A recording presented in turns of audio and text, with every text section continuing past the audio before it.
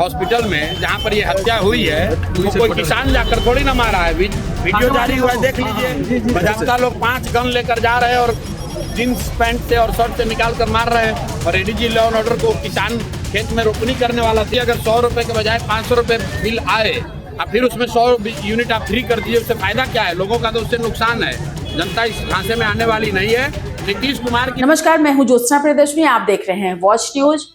बिहार में बदलाव की हुंकार एक बार फिर से भरी गई है और ये हुंकार भरी है प्रशांत किशोर ने। प्रशांत किशोर जो जन स्वराज पार्टी के कर्ता धर्ता है, उन्होंने कहा है कि बिहार में अब की बार बदलाव जरूर होगा। जन स्वराज यात्रा के तहत बिहार के अलग अलग जिलों में घूम रहे प्रशांत किशोर गुरुवार को बांका पहुंचे। अमरपुर में आयोजित जनसभा में उन्होंने राज्य की मौजूदा व्यवस्था पर सीधा हमला बोला। प्रशांत किशोर ने कहा कि इस बार लोगों को अपने बच्चों के भविष्य को ध्यान में रखते हुए वोट देना चाहिए। उन्होंने साफ साफ कहा कि जात पात और झूठे वादों के भरोसे अब बिहार को नहीं चलाया जा सकता। अब वक्त आ गया है कि बिहार की जनता जात पात छोड़कर अपने बच्चों के भविष्य के लिए वोट करे। ये 125 यूनिट बिजली मुफ्त देने की जो बात हो रही है, ये सिर्फ चुनावी झांसा है। 20 साल ये सरकार कहाँ थी? प्रशांत किशोर ने एडीजी कुंदन कृष्ण के हालिया बयान को भी गैर जिम्मेदाराना बताया और कहा कि ऐसे बयान एक वरिष्ठ अधिकारी की ओछी मानसिकता को दर्शाते हैं। उन्होंने कहा कि प्रशासन को जनता के प्रति जवाबदेह होना चाहिए, न कि किसी पार्टी के एजेंडे को आगे बढ़ाना चाहिए।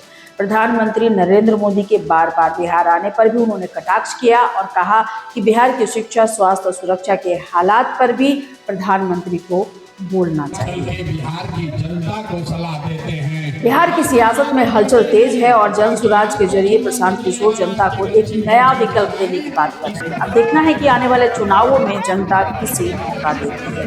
पता लग रहा है कि किसान जो है वो फ्री है इसलिए अपराध कर रहा है, तो ये उस अफसर की मानसिकता को दिखाता है, सरकार की मानसिकता को दिखाता है और ये बताता है कि बिहार में स्थिति दिनों दिन क्यों खराब हो रही है। जिम्मेवारी लेने के बजाय, अफसरों पर कार्रवाई होने के बजाय अफसर समाज पर, किसानों पर, मजदूरों पर इसका दोषारोपण कर रहे हैं। पारस हॉस्पिटल में जहाँ पर ये हत्या हुई है तो कोई किसान जाकर थोड़ी ना मारा है। वीडियो जारी हुआ है, देख लीजिए। बजाबता लोग 5 गन लेकर जा रहे हैं और जींस पैंट से और शर्ट से निकाल कर मार रहे हैं। और एडीजी लॉ एंड ऑर्डर को किसान खेत में रोपनी करने वाला दिख रहा है, तो उनको आँख की जाँच कराने की जरूरत है।